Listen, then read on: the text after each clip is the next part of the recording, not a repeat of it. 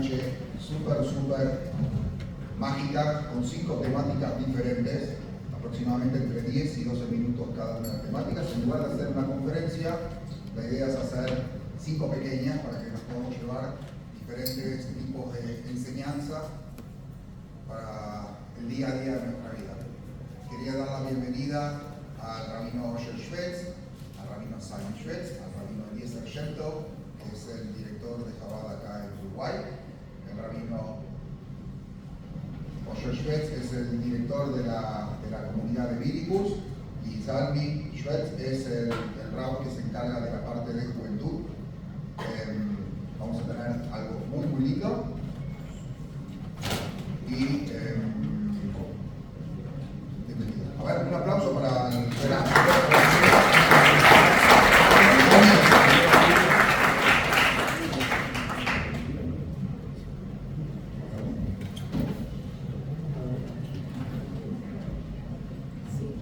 Ahora sí, buenas noches para todos.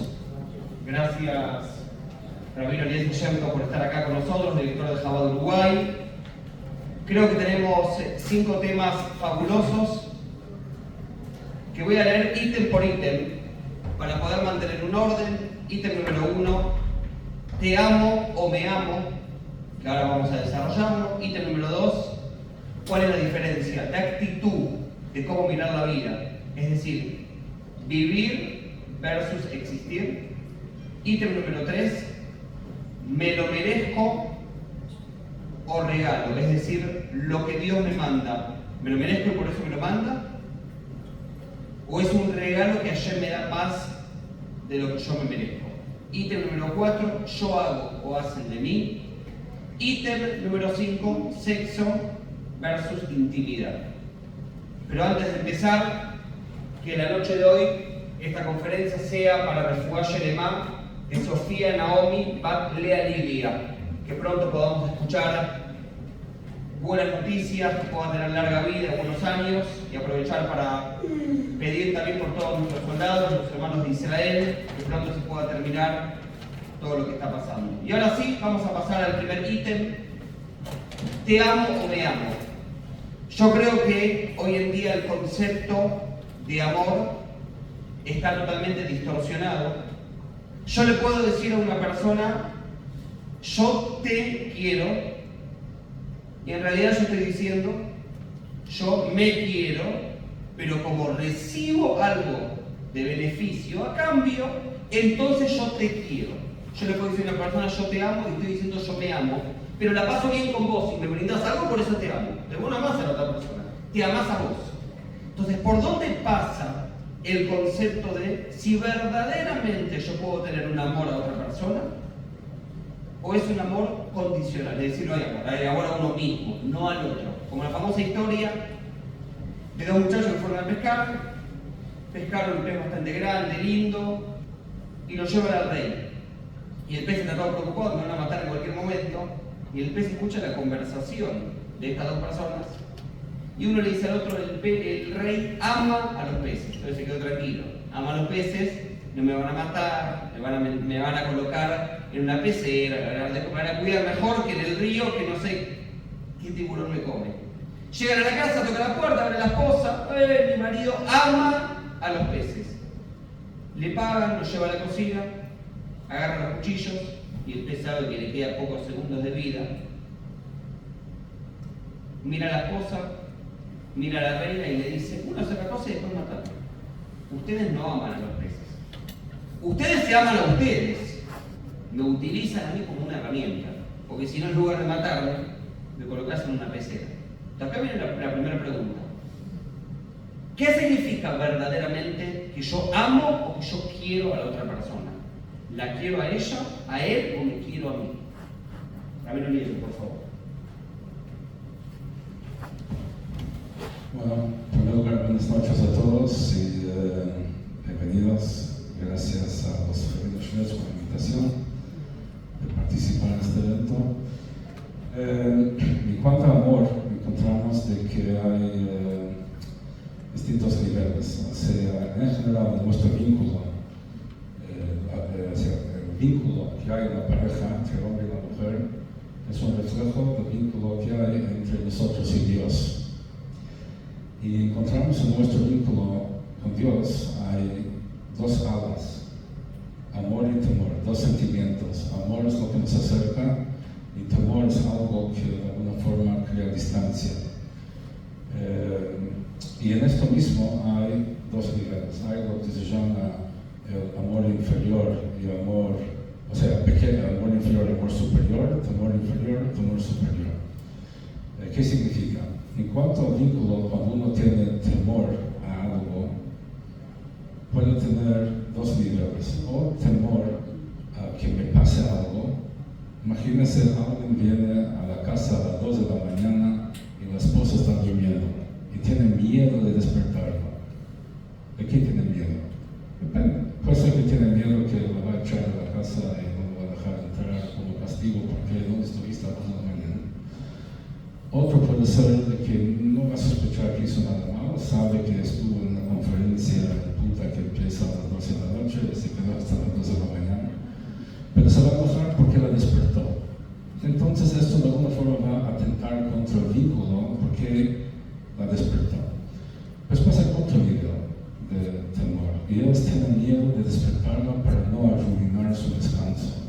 Ella no lo va a echar, no se va a enojar porque sabe de dónde viene y aprecia el valor de lo que hace. Él tiene miedo de despertarla para no arruinar su descanso. Los primeros dos miedos son miedos egocéntricos. O sea, tiene miedo que me va a pasar a mí, tiene miedo que se va a enojar conmigo, entonces el vínculo va a ser afectado. Pero el tercer nivel es el nivel máximo. Y lo mismo pasa en cuanto a amor, como escuchamos recién de que muchas veces cuando uno dice querer algo, en realidad quiere a sí mismo y no a la otra persona, pero el verdadero amor es cuando uno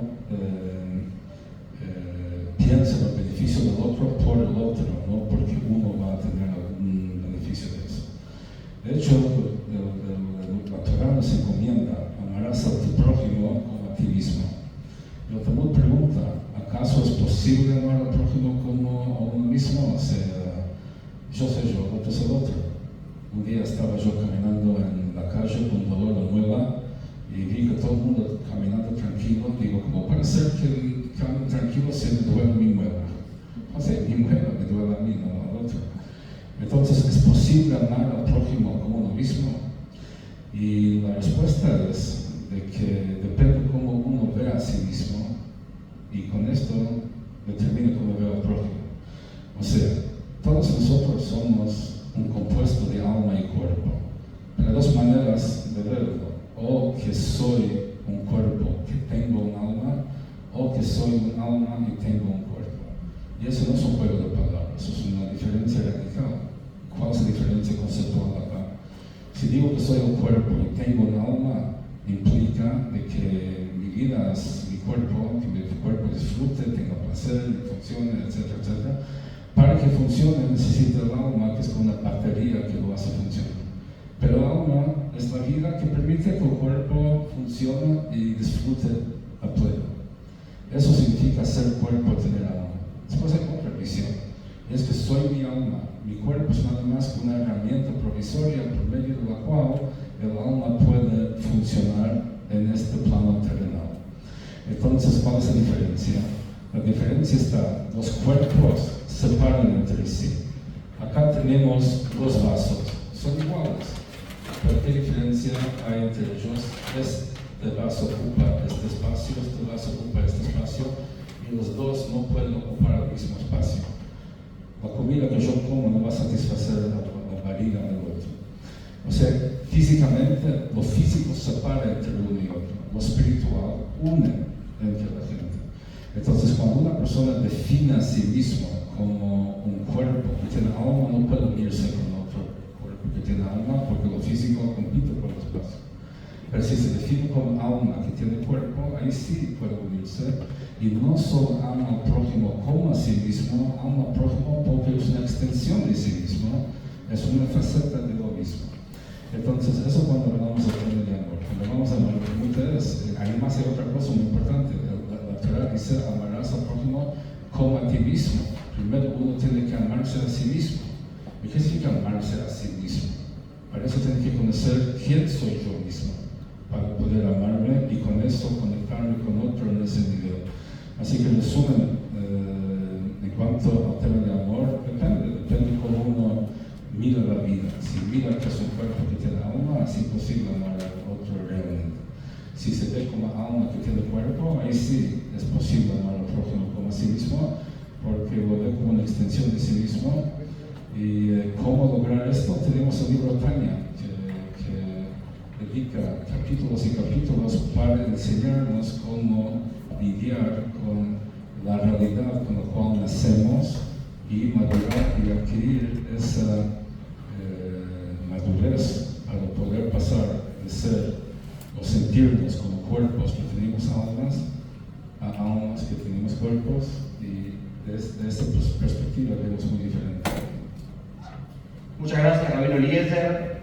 Solo para agregar, en hebreo cada cosa es exacta. ¿Cómo se dice la palabra amor en hebreo?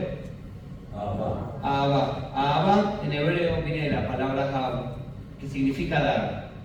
Entonces, miren este análisis que cada uno tiene que hacer. Si vos querés saber si verdaderamente querés o amás a la otra persona, ponete a pensar que el amor no se mide por lo que vos querés recibir de la otra persona, sino que vos estás dispuesto a dar para la otra persona y por la otra persona. Y ahora sí, para pasar al segundo ítem, a mi querido papá, el rabino Osher. El segundo ítem era la diferencia entre vivir y existir. Y en la vida uno tiene muchas oportunidades. Y depende de uno qué actitud uno tiene en su vida. Hay una famosa frase que dice: uno no puede vender lo que uno no tiene. Puedes hacer happy 1, 2, 3 veces, después no existe. Vos no puedes vender lo que no tenés. Si vos no estás bien con vos mismo, si vos no tenés una actitud clara con vos mismo, es muy difícil que puedas estar bien con los demás. Entonces, ¿cuál es la diferencia entre vivir y existir? ¿Y cómo trabajo conmigo mismo para poder tener la actitud constante de vivir? Gracias, Armin. Buenas noches para todos. La diferencia que hay entre vivir y existir es la diferencia que hay entre lo que la Torá nos marca entre una persona madura y una persona inmadura. ¿Qué significa? La madurez de un ser humano, por naturaleza. César, llamé acá y de un lugar que lo veo. La madurez de un ser humano, por naturaleza, es tratar de desvincularme de mi yo, de mi interés personal. Vamos a dar un ejemplo. Un chico, 3 años, 4 años, quiere un chupetín. Y no se lo da porque la calle, esto, no se lo merece, se pone mal. ¿Qué hace? Empieza a llorar. Es decir, él no aguanta que no enfrentar una situación, no acepta el no. ¿Y cómo expresa su no aceptar? Llorando. ¿Por qué? Porque constantemente la inmadurez construye, repito, la inmadurez construye el egocentrismo del ser humano, construye el yo de la persona. Y eso hace que nuestra vida tienda más a existir y no a vivir. Una vez le pregunté a una persona: ¿para qué estás? ¿Para qué vivís? Para disfrutar de la vida, me dijo. O sea que cuanto más años vivís, más yo sos, más creás tu egocentrismo. Viene la Torá y nos enseña que vivir es otra cosa completamente. Vivir es justamente lo que yo hago para los demás, no lo que yo hago para mí. ¿Qué huella estoy dejando en la vida desde mis hijos en adelante? Y la Torá lo dice: la acción de los padres será para los hijos. Y la Torá viene y nos dice algo muy interesante. Antes de decir esto, el rebe anterior dijo una vez: cuando 2 judíos están hablando, están conversando, siempre es para beneficiar al tercero. Es decir, dar espacio al otro. La naturaleza humana hace que yo quiera vivir para mí. Trabajo para mí, tengo lo mío, tengo mis cosas, y cuanto más usufructo del mundo, mejor es. Esa es la naturaleza que el ser humano tiene. Eso es vivir, eso es existir. Existo, estoy. ¿Qué brinda hasta el mundo? Nada. Solamente chupé del mundo. Viene la Torá y nos dice, la única manera que la persona pueda lograr desarrollar una vida que no solamente exista, sino que pueda vivir, que pueda brindar, es asociada a una vida espiritual de Torá y Mitzvot. ¿Por qué? Cuando Jacob, nuestro tercer patriarca, se estaba por encontrar con Esaú, su hermano, que estaban peleados, y Jacob venía de vivir en la casa de Labán, dice, ¿qué le manda a decir a su hermano Esaú? Im Labán Garti, con Labán viví. Y la palabra Garti, vivir, tiene valor numérico 613. Porque ¿qué significa vivir? Valor numérico 613. Es decir, Dios entregó al judío 248 mitzvot positivas en correlación con los 248 miembros del ser humano, 365 mitzvot negativas en correlación con las 365 venas y arterias. Es decir, que todo el ser humano está compuesto de manera tal que tiene que tratar de tener una vida que le haga hacer a él menos yo. Y por eso la naturaleza humana está dada de manera tal que cuando Dios entregó los 10 mandamientos, que dijo, yo soy tu Dios, yo soy tu Dios, no vos sos tu Dios. La naturaleza humana es que la persona quiere hacer lo que él quiere. Cuando un chico hace bar mitzvah, ¿cuál es la primera mitzvah que hace? La mayoría de la gente dice eso. Un chico hace bar mitzvah, la primera mitzvah es tefilín. La mitzvah no es tefilín, porque tefilín se coloca durante el día y los años comienzan en la noche. La Torá dice, Vayere, Vayboker y Orejado. Fue la noche, fue el día, un día. Es decir, cuando el cumpleaños, ya la noche anterior, que es cuando comienza el día de la Torá, cumpleaños. ¿Cuál es la primera mitzvah que se hace apenas salen las 3 estrellas? ¿Cuál es? No, Shema Israel. A la noche apenas salen las 3 estrellas. Shema Israel, yo creo que no se dejado. ¿Qué hay que pensar cuando nos tapamos nosotros y decimos Shema Israel? ¿Alguien sabe? Dice la Torá, cuando tapamos los ojos y decimos Shema Israel, tenemos que pensar en recibir Kabbalat Ol Malchut Shamaim, a recibir el yugo de Hashem. ¿Qué es recibir el yugo de Hashem? Aceptar que Hashem es mi Dios y entender que Él quiere de mí, no que yo quiero. No somos dueños del mundo, no somos dueños de la vida. Y acá vinimos porque nos trajeron. Cuando vos te contratan para una fábrica, no haces lo que vos querés. Hacer lo que te piden para lo cual te contrataron. En el mundo Hashem nos trajo esta vida, para la cual recibimos un yugo para hacer lo que Él quiere. El hacer lo que Él quiere y no lo que yo quiero es lo que me va a hacer a mí poder tener la madurez de manera tal de construir mi vida, que a medida de que voy creciendo tengo que tratar de tener la intención de convertir mi vida, que por naturaleza es egoísta, o sea, que existo, en vivir, que es una vida altruista, y entender que no estoy acá para mí, no estoy acá para construir mi edificio, sino el edificio de Hashem, teniendo en cuenta qué es lo que Él quiere de mí y no qué es lo que yo quiero de mí. Muchas gracias, Rabino Osher. Para pasar al tercer ítem, yo creo que es algo increíble. Nosotros sabemos que una de las fiestas más importantes, o la más importante, es Rosh Hashanah y Yom Kippur. En Rosh Hashanah, Hashem te juzga y te inscribe cómo te va a ir. En hijos, salud y sustento, en margen general, que abarca la vida del ser humano. En Yom Kippur, Dios te sella. Entonces la pregunta es, lo que Dios te manda en la vida, en hijos, en salud, en sustento, en trabajo, ¿Dios te lo manda porque te lo mereces y por eso te lo manda? ¿O Dios te da y te brinda mucho más de lo que te mereces? Javier Oyente, por favor. No soy contador de Dios y no sé lo que da a cada uno que le da. sé cómo generalizar eso. Si Dios le da a uno lo que merece, o Dios le da a uno porque confía en que va a utilizar lo que le da para el fin por el cual quiere que lo utilice. Supongo que no es o, a veces es así, a veces es así.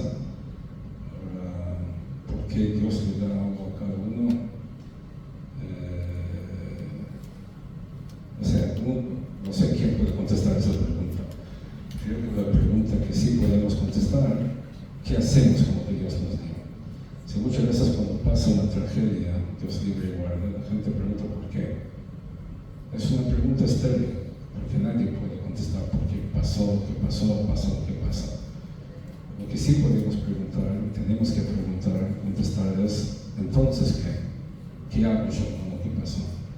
Yo no controlo lo que pasa, controlo mi reacción a lo que pasa. Yo escuché una expresión muy fuerte ahora cuando se reunieron los shluchim en Nueva York.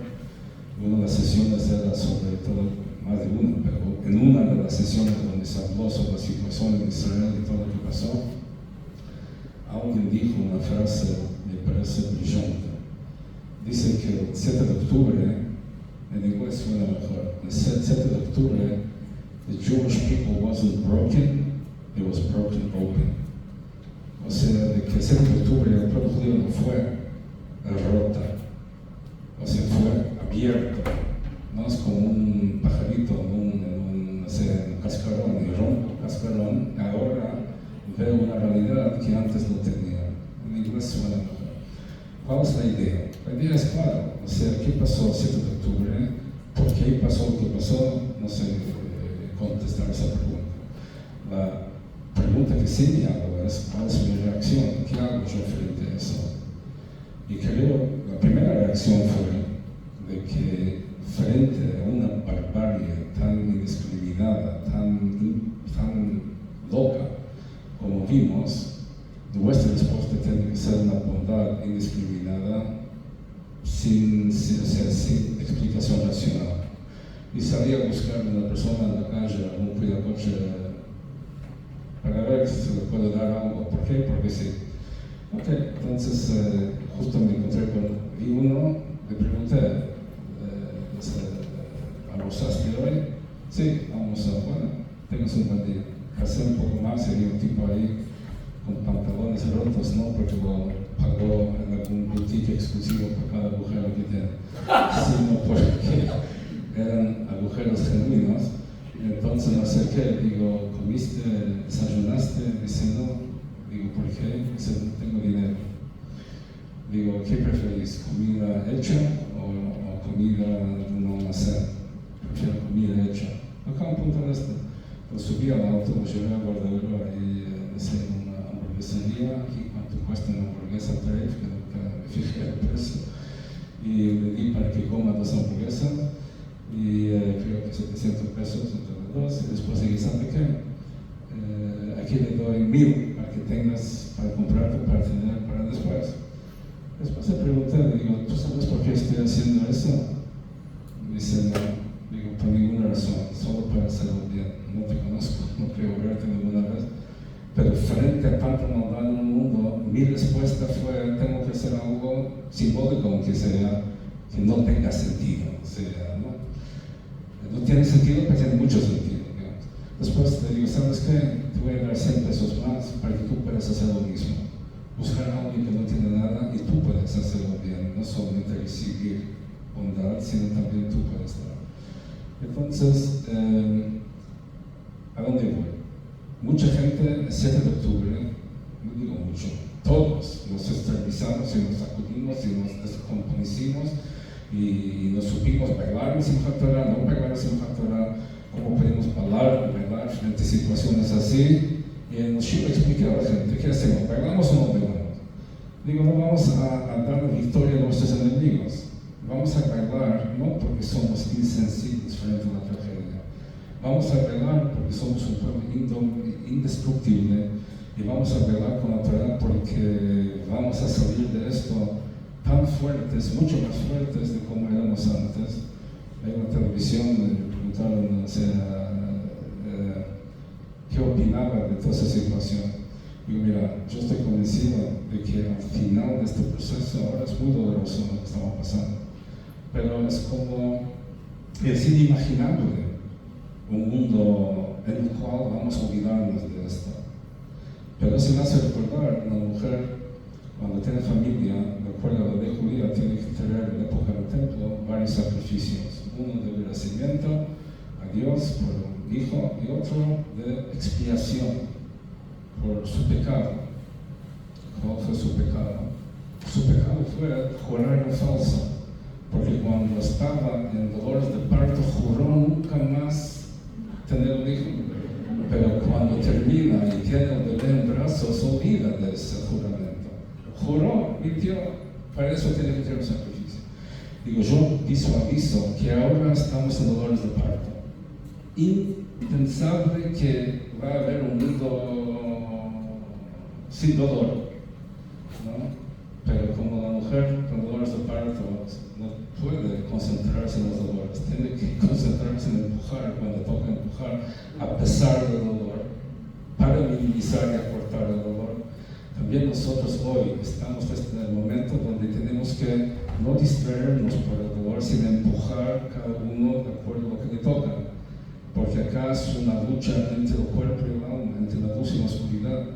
Y estamos entre la Golá y Geulá, o sea, estamos en el exilio y Mashiach está por llegar. Este mundo, como conocemos, puede llegar a terminar y entrar en una realidad impensable. Tan impensable como una mujer en momentos de dolores de parto que no puede pensar en otra cosa que el dolor. Pero tenemos que hacer algo, no somos pasivos. Una vez alguien fue al Rebbe, le preguntó al Rebbe qué va a pasar, mañana. El Rebbe dijo, los judíos no nos preguntamos qué va a pasar, preguntamos qué tenemos que hacer. O sea, hay que ser proactivos.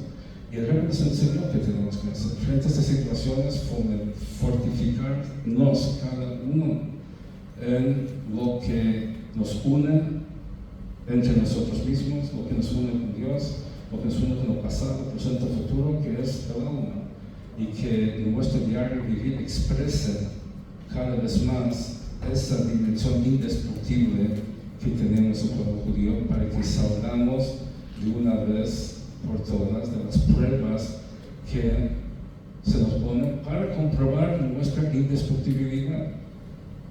Muchas veces me preguntan por qué pasó la Shoah. ¿Cómo explico la Shoah? ¿Dónde estaba Dios en la Shoah? Entonces le digo, yo tengo dos respuestas. Una respuesta irrefutable y otra refutable.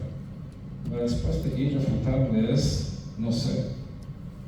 Soy un ser humano con mente limitada, no puedo entender lo que pasa más allá. Eso es la respuesta irrefutable. La respuesta refutable es lo que yo mismo le contesté como la ostra, que le entra un granito de arena y irrita, y para que no irrite, produce la perla para que deje de irritar. Entonces esa pregunta me irritó hasta que yo produje a mí el mecanismo para que no irrite tanto. ¿Cuál fue la perla que yo produje? Entonces me puse a pensar, ¿qué es la única cosa en el mundo que es indestructible? La única cosa en el mundo que es indestructible, la única que yo entiendo que es indestructible, es la verdad. Si algo es verdad, es imposible de destruir. Si algo no es verdad, se puede destruir. Ahora, ¿cómo saber si algo es verdad o no? Tratar de destruirlo. Si puedes llegar a destruirlo, significa que no es verdad. El pueblo judío somos nosotros los custodios de la verdad, no de la verdad única, de la verdad absoluta. La diferencia es que una verdad única niega a otras opciones, implicando que hay otras opciones, y las niega. Verdad absoluta engloba a todos. Y eso es lo que tenemos en la Torah. En la Torah hay lugar para cada persona, cada cosa, cada granito de arena.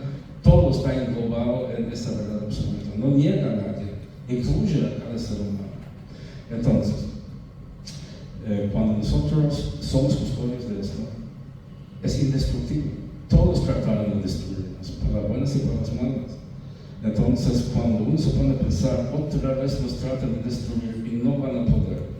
Imagínense, uno puede sufrir por ser custodio de la verdad o pasarla bien al abandonar esa tarea y suscribirse a algo más fácil en la vida.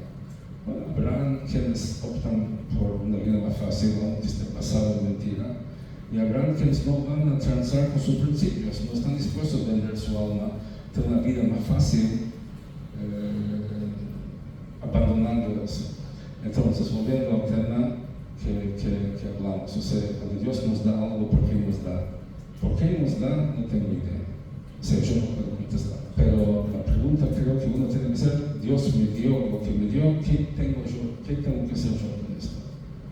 Es como José, cuando estuvo ahí en la cárcel egipcia. Podía estar deprimido y preguntándose por qué. No se preguntó por qué, se preguntó para qué, y buscó oportunidad. La única cosa que pudo hacer es, hubo dos prisioneros con cara larga y le preguntó, ¿qué tal? ¿Por qué estás tan triste? ¿Qué te pasa? Y a raíz de eso ayudó a estos dos. Y a raíz de esto, ese fue el peldaño por medio del cual salió él de la cárcel y llegó a ser libre. Todo porque dijo, buenos días, ¿cómo estás? ¿Por qué estás mal? Que fue lo máximo que pudo hacer allá.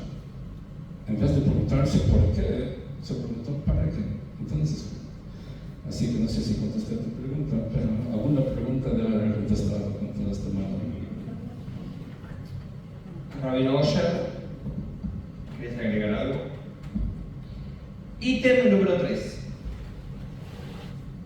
Yo hago o hacen de mí. ¿Qué actitud yo constantemente tengo en mi vida? ¿Yo estoy haciendo, yo hago? ¿O estoy esperando todo el tiempo recibir algo a cambio? Adelante. Es interesante cuando los judíos estaban en el desierto, al segundo año de salir de la tierra de Egipto, antes del decreto de los 40 años, los judíos tenían que entrar a Israel, ¿correcto? Y estaban a full ahí esperando, entrar. Todo el motivo por el cual Dios sacó a los judíos de Egipto, les entregó la Torá. ¿Para qué es? Para entrar a la tierra de Israel.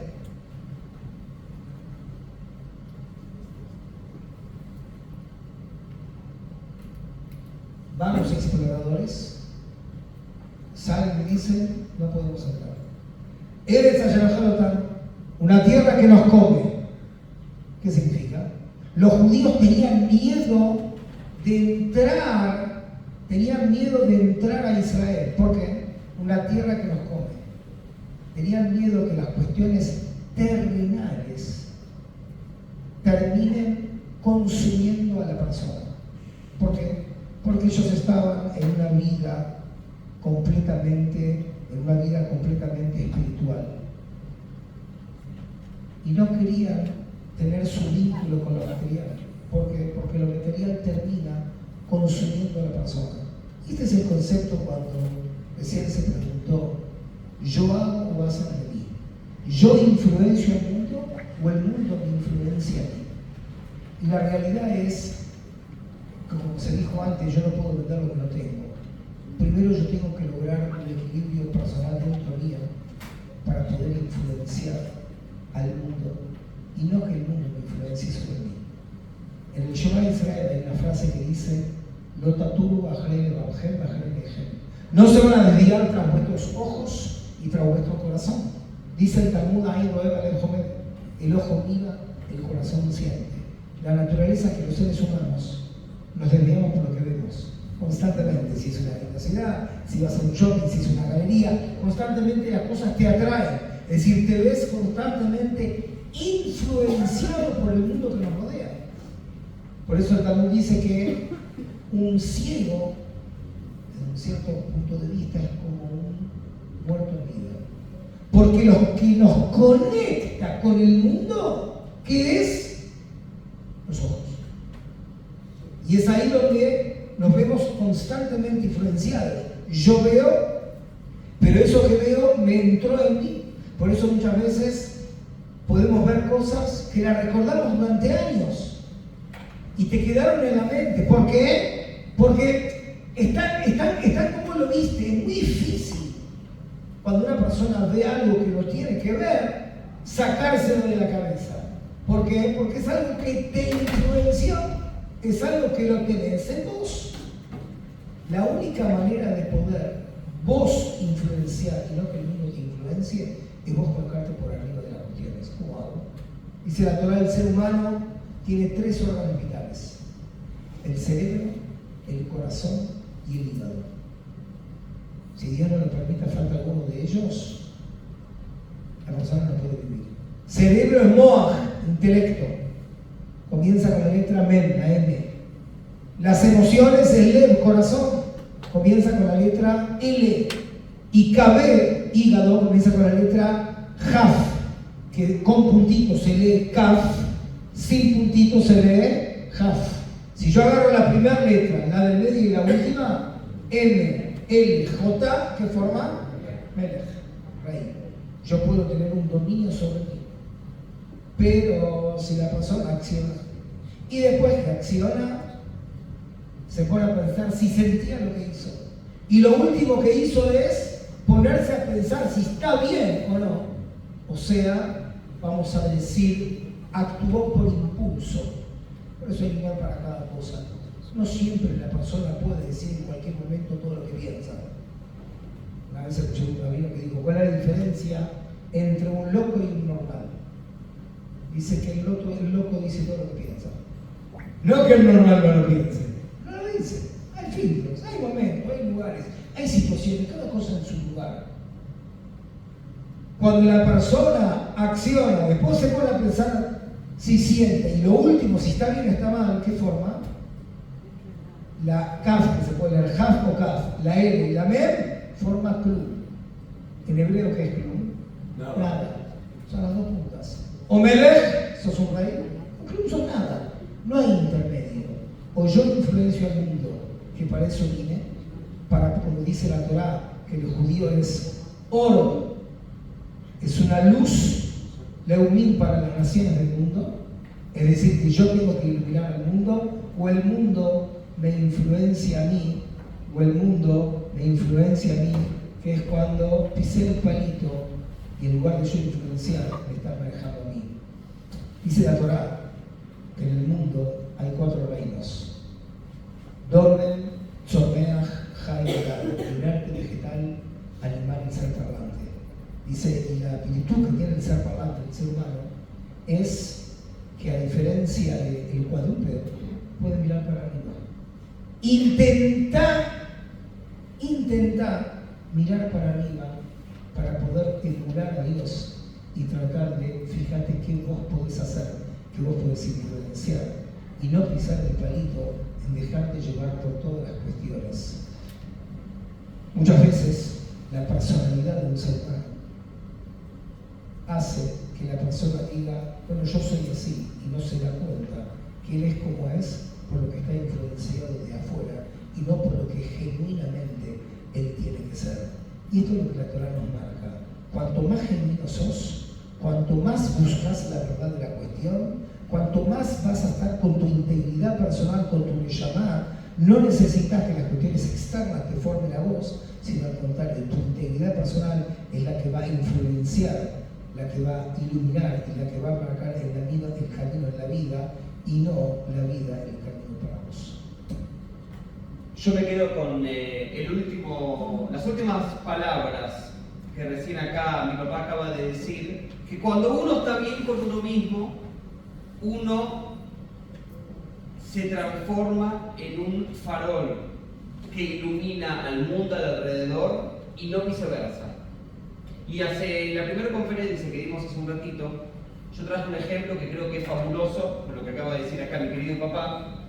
Si yo tengo acá este vaso, imagínense que es un vaso térmico y lo lleno de agua caliente y cierro este vaso térmicamente y lo tiro adentro de una pileta.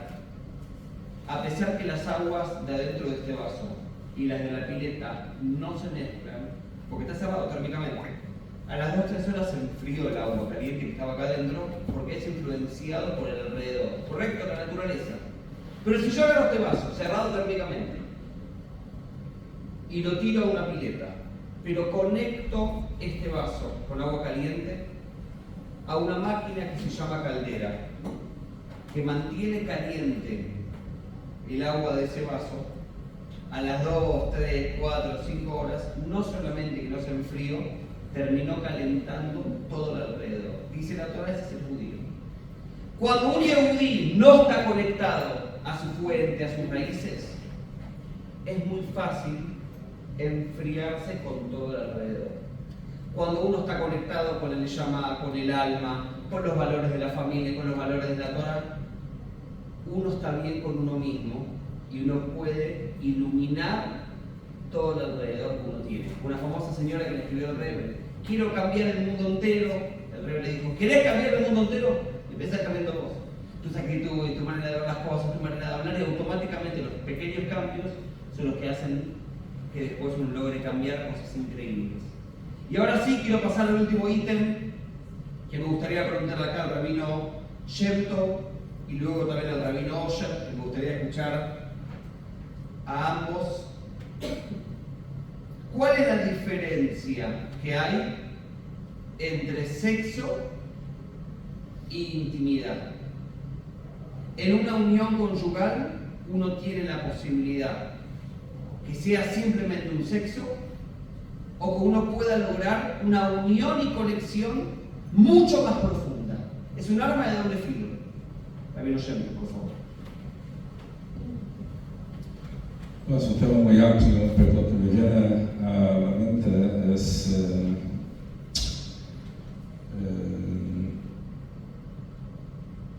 los secretos más profundos de la vida están incrustados en las palabras hebreas. El hebreo se llama Lashon Kodesh, que significa lengua sagrada. ¿Qué hace del hebreo una lengua sagrada en diferencia de otros idiomas? Todos los idiomas del mundo son arbitrarios. Llamamos esto vaso para distinguirlo de una botella. Uno sirve agua de una botella y toma del vaso. Ahora, si nosotros cambiamos la palabra, si llamamos esto elefante y eso banana, es válido. Para nosotros esto va a ser la banana y es un elefante. Después vamos a hablar que el rabino agarró agua de un elefante, le puso en vez de una banana, puso un elefante y tomó agua de un elefante. Quien no estuvo acá no entiende nada, pero todos acaban de entender que en vez de vaso es elefante. No hay un vínculo esencial entre la palabra vaso y vaso y la palabra elefante y elefante. Es simplemente arbitrario. Es así con todos los idiomas del mundo, menos el hebreo original. ¿Por qué? Porque todos los idiomas del mundo fueron creados por el hombre para identificar un objeto ya existente. El hebreo es el idioma que Dios utilizó para crear el mundo. Entonces, cada letra hebrea contiene una energía divina determinada. Cada palabra hebrea contiene un conjunto de energías divinas determinadas. Y entonces el secreto, la fórmula de existencia, de vitalidad de cada cosa está en su nombre hebreo. Por eso la Torah dice que cuando Dios le trajo los animales a Adán, al primer hombre, para ver qué nombre le va a poner. Inventar, ¿no? Y el nombre que le puso, eso es su nombre. Dice la Torah, qué gran cosa inventar nombres. La idea es que él acertó, identificó el nombre de cada cosa, pudo identificar la raíz esencial de cada cosa y expresarlo en su nombre hebreo. Entonces, nosotros queremos llegar a entender muchas cosas de la vida. Un buen lugar para empezar es en las palabras hebreas que describen la situación. Hombre y mujer en hebreo se llama Ish e Isha. Ish es hombre, Isha es mujer. Esas dos palabras contienen 3 letras cada una. 2 letras comunes, la Alef y la Shin, que significa Eish, fuego, y las 2 letras A comunes, la Yud en el hombre, la He en la mujer, componen uno de los nombres de Dios. Y de hecho, esas 2 letras que distinguen al hombre y la mujer, la Yud y la He, representan 2 facultades intelectuales. La Yud, que es, y a su vez las funciones del hombre y la mujer. La Yud es la letra más chiquita, parece un punto. Eso representa la capacidad creativa de la persona. Es chispa inicial que da inicio a un proceso intelectual. Uno tiene una idea, un punto, y ese punto, si no se desarrolla, se pierde. A veces uno tiene una idea y algo lo distrajo, se olvidó de la idea. Después viene el siguiente paso final, que es el análisis, la capacidad analítica, que eso está representado por la E, que tiene largo y ancho, la forma de la letra E. Y eso representa las dos facultades intelectuales de Jochma y Bina, la parte creativa, que lleva de nada a algo, el punto que es de nada a algo, y después Bina, que es el desarrollo de todo el concepto. Y eso viene a expresar las funciones complementarias del hombre y la mujer, tanto en la creación de vida, que el hombre aporta un puntito, una gotita, es la mujer quien lo va desarrollando durante 9 meses para que de ahí salga un ser completo. Y el Talmud dice, el hombre trae trigo del campo, ¿acaso uno puede comer trigo? Es la mujer que lo transforma en pan para que se pueda comer. O sea que hay esa simbiosis, esa relación entre hombre y mujer. Entonces, ¿cómo es la idea? La idea es, dice el Talmud, si el hombre y la mujer merecen, la presencia de Dios se manifiesta entre ellos. Y si no, lo que quedan son dos fuegos, dos pasiones que terminan consumiéndose porque les falta sentido. Entonces, la idea acá es, hay un dicho, ¿no?, que la mujer está dispuesta a tener sexo para recibir algo de amor. El hombre está dispuesto a dar algo de amor para recibir sexo. Si no, los tienen dos objetivos diferentes. Pero ¿qué dice la Torah? La Torah dice que en general, si uno quiere definir o categorizar el sexo en la sociedad de hoy, hay dos extremos. O la perspectiva puritana, que lo ve desde la perspectiva de la iglesia, que es algo impuro y es el pecado original, y que mejor no tener relaciones y el celibato. Por otro lado, tenemos este mundo occidental donde es una función biológica más, una diversión más, y nadie debe rendir cuentas a nadie. Lo que dos o más adultos consensuados deciden hacer es tema de ellos y no tiene ningún valor ético, moral, más allá de nada. ¿Qué dice el judaísmo al respecto? El judaísmo, ¿cuál postura toma? Ninguna de las dos. Dice una tercera cosa, que el sexo, la sexualidad del hombre es algo sagrado. Es algo sagrado significa que tiene un potencial, y como hablamos antes del idioma hebreo, se llama lengua sagrada, porque a diferencia de otros idiomas que uno puede modificar como quiere, el hebreo es inmodificable, es algo intocable, es una creación divina. Y lo mismo pasa con la sexualidad del hombre. La sexualidad del hombre puede llevar al hombre a un nivel superior a los ángeles o puede llevarlo a un nivel más bajo que los animales. ¿Y dónde está la diferencia? La diferencia está en lo que una vez tuvimos que habilitar la escuela en Montevideo y tuvimos que hacer un curso de bomberos, y todo el curso de bomberos existió de una clase de cómo usar extintores, pero la primera pregunta que hizo es la diferencia entre fuego e incendio.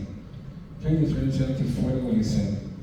La respuesta es, el incendio es fuego fuera de control. Y lo mismo pasa con la sexualidad. Es un fuego, dijimos Eish. Si uno lo controla, puede lograr maravillas, pero si es controlado por eso, es un incendio y es un desastre. Y eso es lo que la Torah nos enseña. La Torah nos enseña que es algo sagrado, que está reservado para una función específica, ¿no? Y esa función específica es dentro de la pareja casada, de acuerdo a cómo la Torah determina. Eso es su función, eso es su razón de ser. Usarlo por otra cosa que no sea dentro, y no sea la reproducción tampoco. Dentro de la pareja también tiene la función de satisfacer y de conexión entre el hombre y su esposa y viceversa. Pero, o sea, no solamente con fines reproductivos, pero es dentro de ahí donde es algo sagrado y es ahí donde se expresa lo más elevado del ser humano y donde la conexión más íntima que se expresa justamente esa faceta que tienen de utilizar algo que puede ser algo tan banal, pero transformarlo en algo que expresa lo más sagrado, más elevado que hay. Así que la pregunta es sexo, intimidad, eso depende de uno, de cómo sabe manejarlo, entender, valorarlo como una creación divina que tiene un propósito divino, por medio del cual uno puede expresar lo más profundo de sí. Justo ayer me encontré en una familia y unas chicas que estaban haciendo preguntas y preguntas y preguntas y preguntas, o sea, impresionante. Bueno, una pregunta que me hicieron es, ¿por qué los varones tienen que cubrir la cabeza? Y las mujeres, las nenas no. Digo, porque la kippah es para recordar que Dios está encima nuestro. Dice, y las nenas, ¿por qué no? Digo, las nenas son más inteligentes, no necesitan tener un recuerdo constante como los hombres. Se puso contenta la chica, dice, oye, ¿y por qué las mujeres tienen que cubrir el pelo? Entonces, es interesante, el hombre tiene que cubrir la cabeza y la mujer tiene que cubrir el pelo, es otro concepto. Yo le dije, entonces empezamos a hablar, digo, ¿cuál es la diferencia entre el hombre, el ser humano y animales? Entonces la chica dijo, somos animales. Entonces le conté la historia que un día una chica viene a casa, pregunta a la madre, dice, ¿de dónde venimos?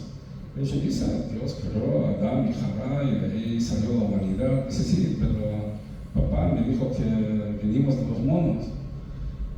Tú decís que venimos de Adán y Jabá. Dice, bueno, él te habló de su lado de la familia, yo te hablo de mi lado de la familia. Entonces, el concepto es, ¿qué nos distingue de los animales? Dos cosas básicamente. Hay partes que compartimos con ellos, que es la parte biológica, pero hay dos cosas que nos distinguen, que se expresa en la cara y en las manos, o sea, la inteligencia, la comunicación del hombre y en las manos. La mano humana es la actividad que tiene y la utilidad le permite hacer cosas que ningún animal puede hacer. Sí, el pulgar. Entonces, por lo tanto, le pregunté a la chica, nosotros nos vestimos, ¿para qué nos vestimos? ¿Para taparnos o para mostrarnos? Okay. Entonces, dice, no, para taparnos. Digo, sí, muy bien. Entonces, queremos tapar lo que compartimos con los animales y compartir con otros lo que nos distingue de los animales. Entonces, el resto del cuerpo lo tapamos, pero lo que nos distingue, queremos mostrar, es la humanidad que se expresa en la cara y en las manos. Y el pelo es algo muy especial, es algo muy especial para reservar, es algo sagrado, para reservarlo para la intimidad de la familia. Entonces esa fue la conversación. Pero lo que quiero destacar acá es el concepto ese de que no somos animales, no somos mamíferos. Si bien el cuerpo funciona similar a un mamífero, pero en el judaísmo hay 4 niveles: inerte, es el mineral, vegetal, animal y el hombre. El hombre es una categoría aparte. O sea, ¿por qué? Porque el hombre tiene libre albedrío, el hombre tiene la capacidad de comunicar de una manera que ningún ser quiere, ¿no? Entonces, volviendo a la pregunta inicial, depende de cómo nos vemos. Si somos monos evolucionados o devolucionados, no sé cómo estaríamos hoy en día. Creo que los monos se comportan mucho más inteligentemente que muchos seres humanos. Pero entonces ahí no hay intimidad, no hay conexión, no hay nada, simplemente una necesidad biológica. Pero el hombre, el judío, cada ser humano natural nos enseña que tenemos la capacidad de encauzar y dominar y domar a nuestros instintos y no ser controlados por ellos. Y en ese caso es una conexión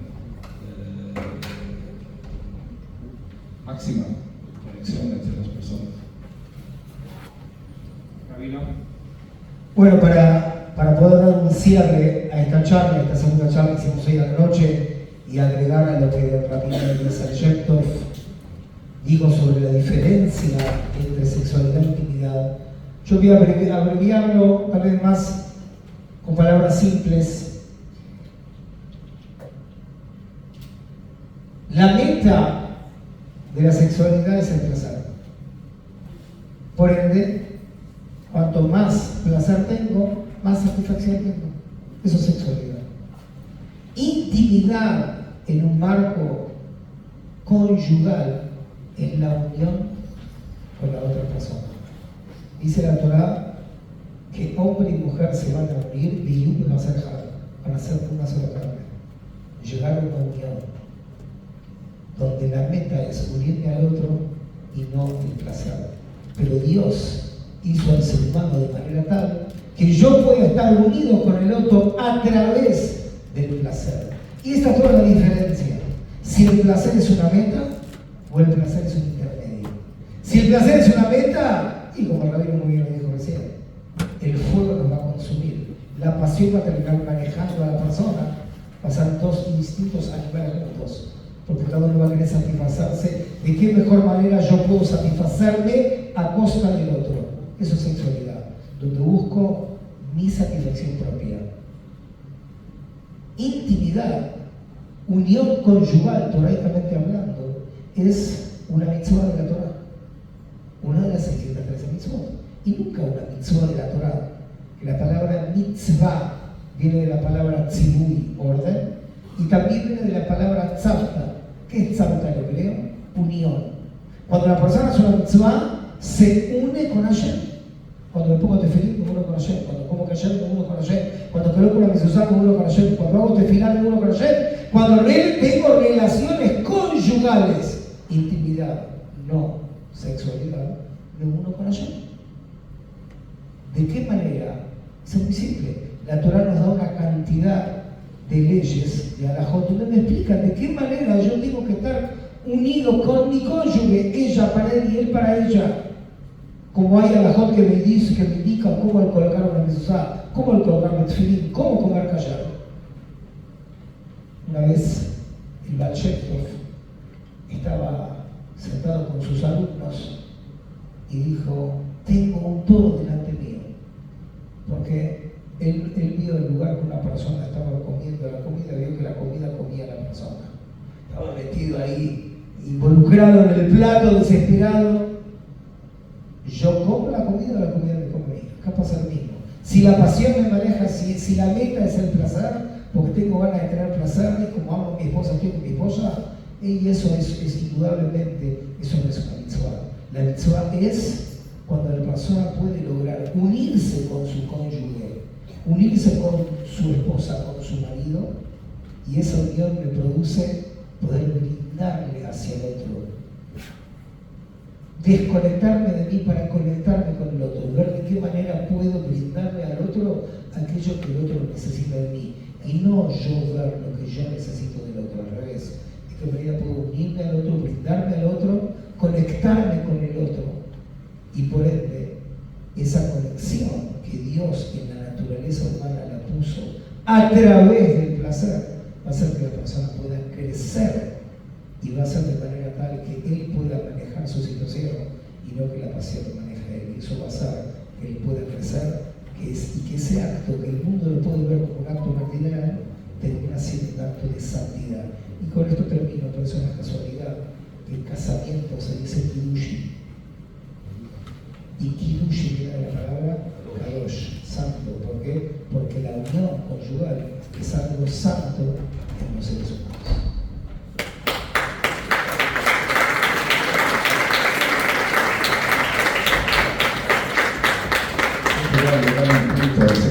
Al principio, el tema de dar y recibir. O sea, generalmente una persona se siente mucho más satisfecho dando que recibiendo. Entonces, lo mismo es en este caso, o sea, porque, claro, o sea, toda la intimidad puede ser un acto de dar o un acto de recibir. Y la gran satisfacción viene más a través de dar que a través de recibir. Ahora sí, muchas gracias Rabino Shem Tov, muchas gracias Rabino Osher, por decir un aplauso.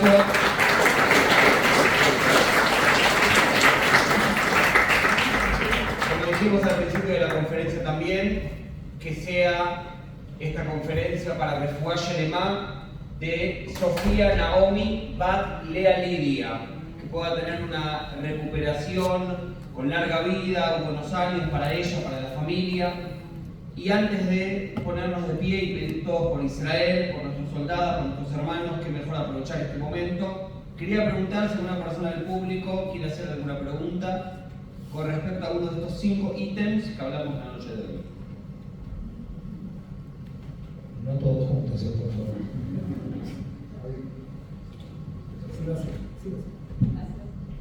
En realidad no es una pregunta, es un agradecimiento.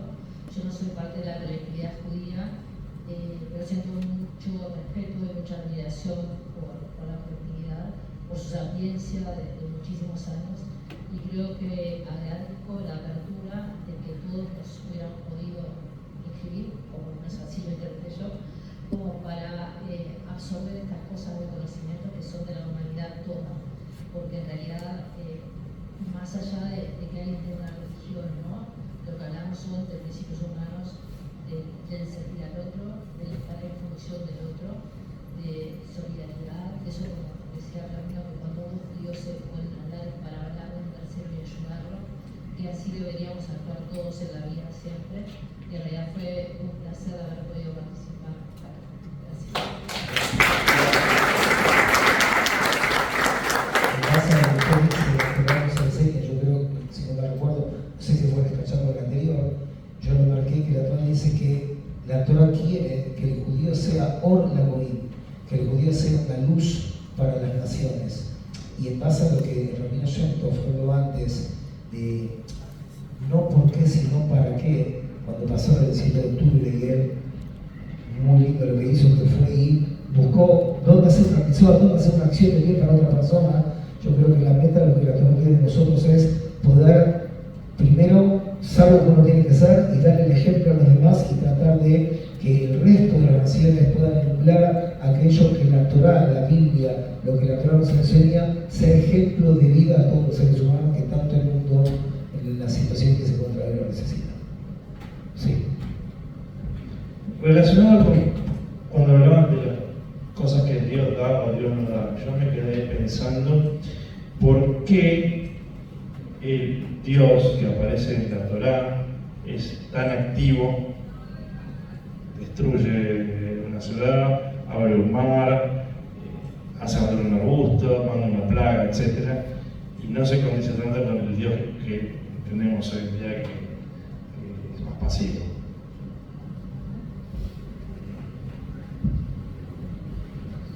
Yo no soy contador de Dios, tampoco soy su abogado defensor. Pero es una buena pregunta lo que usted hace, y lo que se explica en facilísimo es lo siguiente. Hay dos maneras de vincularnos con Dios. Una que viene por su iniciativa y otra que viene por nuestra iniciativa. Lo que viene de su iniciativa es algo impresionante. O sea, Dios viene, parte un mar, wow.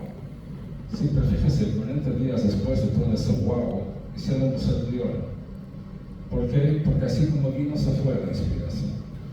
Es muy distinto cuando una persona de vínculo con Dios viene con el esfuerzo de uno y uno trabaja y encuentra un pedazo más de todo este curso. El Talmud dice, uno valora más una medida generada por uno que 9 medidas regaladas de otro. Porque ahí es donde uno se siente útil, ahí es donde uno lo valora. Fíjense una cosa interesante. Nuestro patriarca Abraham era muy hospitalario, ¿sí? Así cuenta la Torah. Y cuenta que un día vinieron 3 ángeles disfrazados o apareciendo como hombres, y les dice, laven sus pies y vengan a mi casa. ¿Por qué les pidió que laven sus pies? Porque ellos, eso era una idolatría de ellos, porque ellos adoraban el polvo de sus pies. ¿Okay? Entonces, aquí podemos ver 2 cosas. Primero, su mentalidad, de que normalmente la cabeza de uno está por encima de sus pies, ¿no? Entonces, cuando uno adora sus pies, o sea, se agacha y inclina su cabeza a sus pies, eso implica que su inteligencia es inferior que sus pies. Y al polvo de sus pies todavía, eso es una lectura. Pero hay otra, ¿por qué uno va adorar el polvo de sus pies. Porque uno es tan egocéntrico de que si el polvo de sus pies fue generado por él, ya lo venera. ¿Sí? Entonces, el punto es de que es esa idea, o sea, que cuando una persona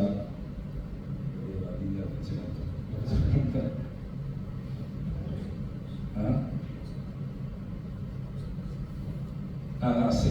Entonces, la idea es, claro, o sea, de que cuando algo viene por esfuerzo de uno lo va adorando. Pues hasta el polvo de sus pies uno va a adorar. Y ahí adorar es otra historia. Pero, entonces, tenemos también esta comparación, y son dos etapas que van a llevar a una tercera etapa. Eso está representado en los dos templos de Jerusalén. El primero tenía cosas que no había en el segundo templo. El primero tenía una revelación divina superior, y había el arca de las tablas, estaba ahí, y otras cosas que hubo una manifestación divina muy, muy palpable. Eso fue destruido por los babilónicos, y después el segundo templo existió 420 años, 10 años más que el primero que existió de Salomón, que existió en 410. Fue destruido 70 años y después construyó el segundo templo, que existió 420 años y fue destruido por los romanos. Y se explica que en cierta manera el segundo templo fue superior al primer templo, no solo por el tamaño, porque es una estructura más amplia, no solo por su duración, porque eran 10 años más. Faltaban muchas cosas del primero, pero eso fue justamente lo especial, que lo que había venía del esfuerzo de la gente. Ahora, ¿cuál es la tercera etapa? La tercera etapa es que va a venir, después que venga Mashiach y construya el tercer templo, ahí va a tener las dos cualidades. El trabajo hecho por nosotros, para que cuando venga esa revelación no se vaya tan rápidamente, porque ahí ya hay un campo arado por 2000 años de sudor y lágrimas. Entonces, cuando llegue eso, lo vamos a valorar de otra manera. Es como uno haga y siembra, para que llueva depende de Dios. Pero si llueve, uno no arroja, no sembró, va a tener un charco nada más. Entonces, hace falta de dos cosas. Entonces, Dios tuvo esa revelación inicial, el pueblo nació con esa revelación, con la salida de Egipto, de recibir los 10 mandamientos y la Torah del Sinaí, y los 40 años de desierto, todo eso. Y ahora había que entrar y por eso no querían muchos entrar a la tierra de Israel, porque ahí habría que alimentarse con el sudor del trabajo de ellos. Antes venía todo el cielo. Pero justamente es el objetivo es santificar lo material, no escaparse de una cueva sin alayas haciendo levitantes. Entonces, ¿a dónde iba? Dios vino y tuvimos una experiencia. Después viene toda la segunda etapa para prepararnos para la repetición de esa experiencia, pero estando nosotros en condiciones de poder recibirlo y para que quede de una forma permanente y no solamente un flash que viene a ser. ¿Cómo es tu nombre? Ezequiel. Ezequiel, para el grado que Rabbi Shem dice, la Torah dice que existen 10 sefirot. Jochma, Binah, Gesed, Gvura, Revolución y Malhut. Significa sabiduría, entendimiento, comprensión, bondad, misericordia, bondad, seguridad, misericordia, y gracia de Dios, parte y reinado. No voy a entregar a explicar una clase aparte. Hay momentos donde Dios actúa con bondad y hay momentos donde Dios actúa con severidad. En la bondad hay severidad y en la severidad hay bondad. Y vamos a ver el ejemplo de un padre con un hijo.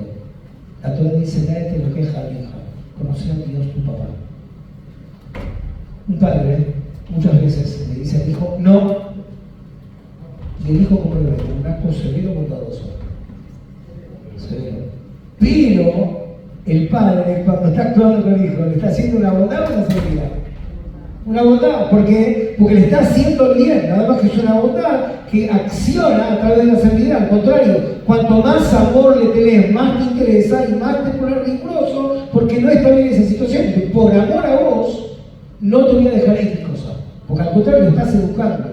Entonces, muchas veces cuando vemos cosas que no entendemos y las tomamos como un acto severo, en el fondo es una bondad. La Torah dice, el instalador no llama lo que es, lo que encontraron lo llevaremos. Lo oculto para ayer y lo está invalorado para nosotros y nuestros hijos. Está lo que entendemos y está lo que entiendo y que no entiendo. Pero en el fondo hay amor y hay bondad. La Torah dice, Olam Chesed Yevareh. Dios creó el mundo sobre bondad. Entonces muchas veces podemos ver actos que son severos, pero en el fondo son amor y bondad. Tú estás hablando de bondad y solidaridad, y creo que hay un punto más de presencia y ausencia. Entonces, un lindo ejemplo, va el director de una escuela, mirando, controlando las clases, y ve, en una clase está la maestra, el pizarrón, escribiendo, muy, pasa en otra clase, ¿no? Mira por la ventana, ve a la maestra parada con la espalda contra el pizarrón, y todos los chicos hablando.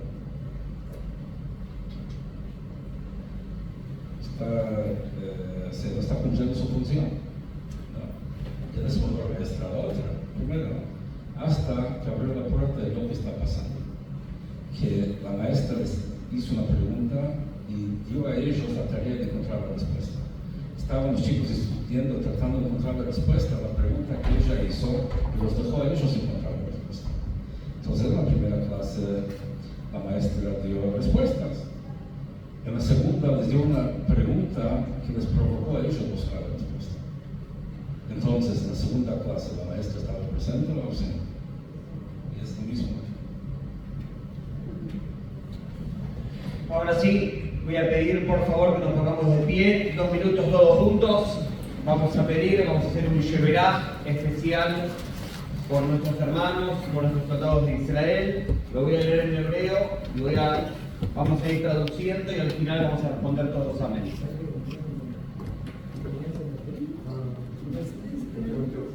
David,